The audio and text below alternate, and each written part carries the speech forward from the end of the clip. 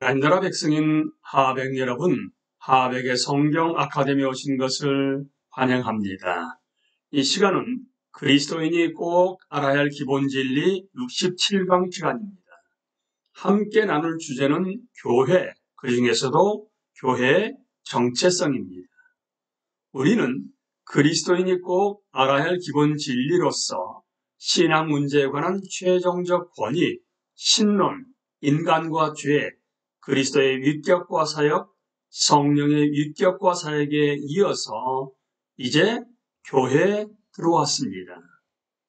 교회에서는 교회의 정체성, 교회의 기능, 교회의 삶, 역사 속의 교회, 적용순으로 하나씩 나누겠습니다. 먼저 교회의 정체성입니다. 성경적 종교는 필연적으로 집단적 성격을 띱니다.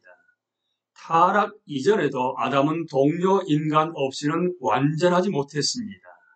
하나님의 창조 목적에 내포된 집단성은 구속의 목적에도 그대로 드러납니다.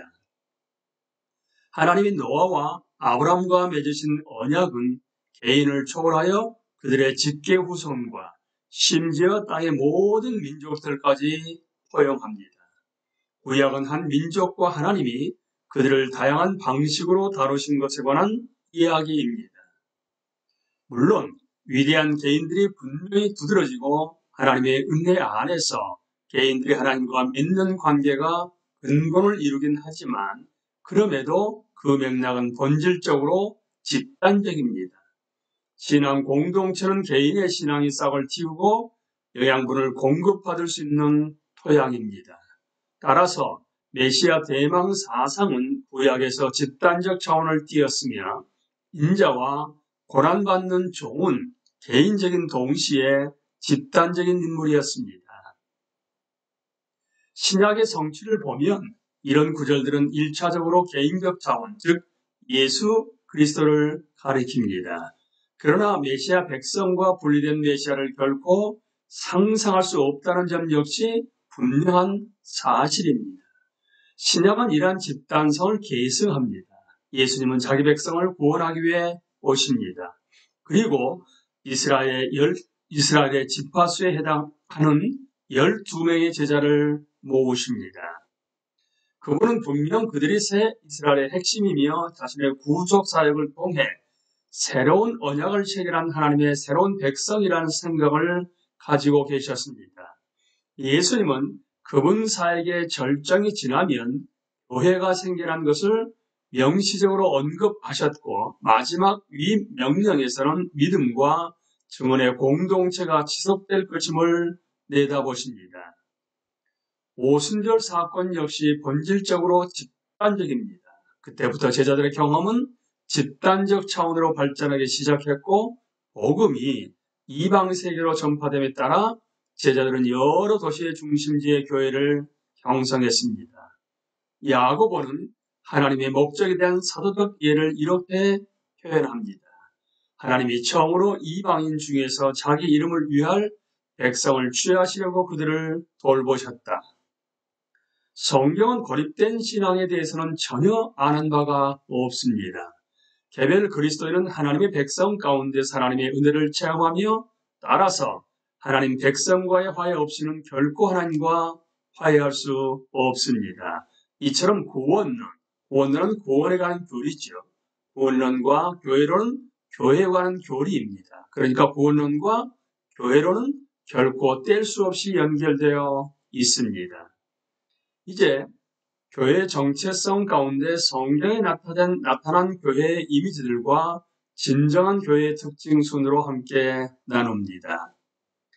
성경에 나타난 교회의 이미지들은 하나님의 백성, 그리스도의 몸, 그리스도의 신부, 하나님의 집, 하나님 나라, 하나님의 가족, 하나님의 양떼, 하나님의 포도원 순으로 하나씩 나눠보겠습니다.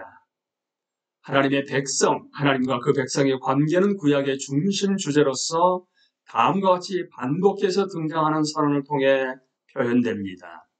너희를 내 백성으로 삼고 나는 너희 하나님이 되리니. 이 관계는 노아와 맺은 언약에서 시작되었고 그 후 아브라함과 그의 후손들과의 언약으로 이어졌습니다. 그리고 이 후자의 언약은 모세 시대와 다윗 시대의 국가 차원에서 재확인되었습니다. 언약은 하나님이 그분의 백성에 대해 의무를 지는 쌍무 계약을 의미하지 않습니다.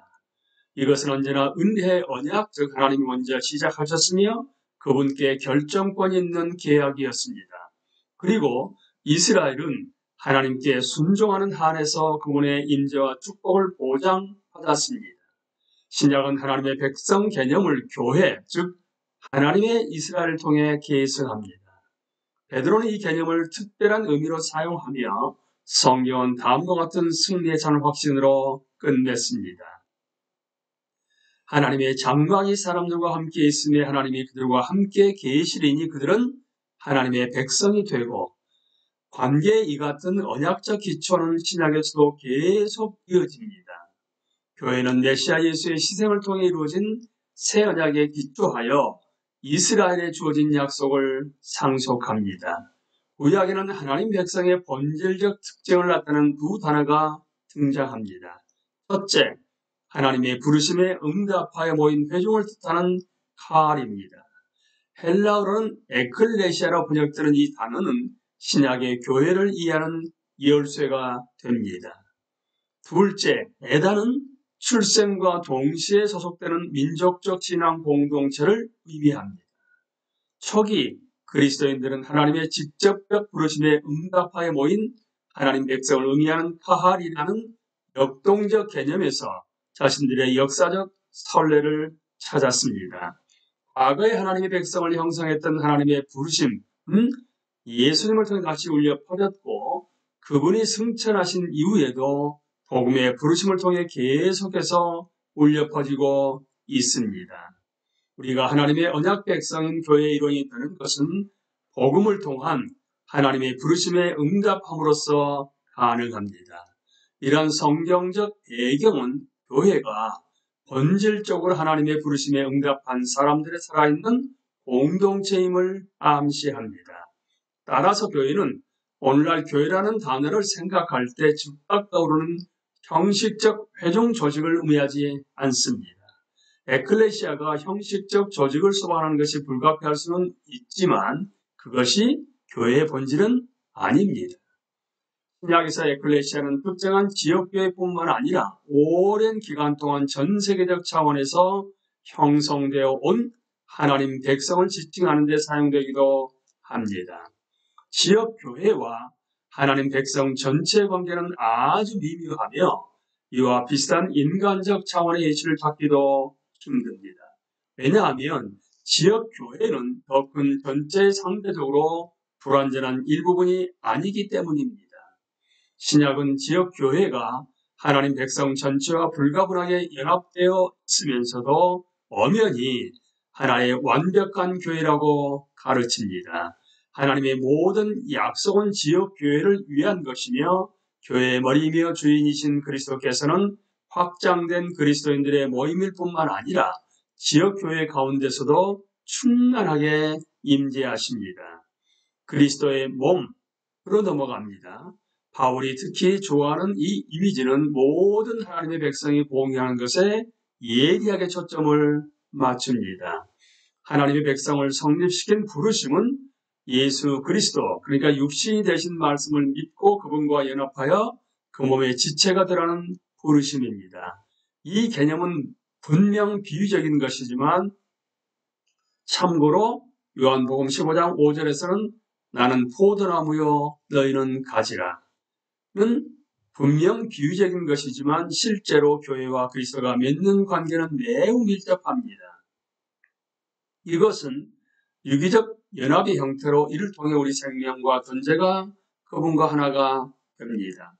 종종 등장하는 또 다른 비유는 그리스도가 몸 전체이며 우리는 그 몸에 붙어있는 지체라는 것입니다. 바울은 이 이미지를 약간 다른 방식으로 변형해서 그리스도를 몸의 머리로 묘사합니다. 하지만 본질적 차이가 생기는 것은 아닌데 이 경우에도 그리스도가 여전히 몸 전체의 소유권을 가진 주인이시기 때문입니다. 이 이미지 역시 그리스도와 그 백성 간의 상호 관계성을 강조합니다. 그리스도는 하나님의 오른편에서 교회를 위해 통치하십니다. 그분이 교회의 머리가 되신다는 것은 우리의 모든 생명과 자양분이 그분에게서 나오고 우리는 그분으로부터 그분을 통해 그분을 향해 살아간다는 뜻입니다. 우리는 이 시간에 교회의 정체성 가운데서 성경에 나타난 교회의 이미지들 중에서 하나님의 백성과 그리스도의 몸에 대해서 함께 나누었습니다. 다음 시간은 그리스도의 신부로부터 시작합니다. 강의를 마치겠습니다. 감사합니다.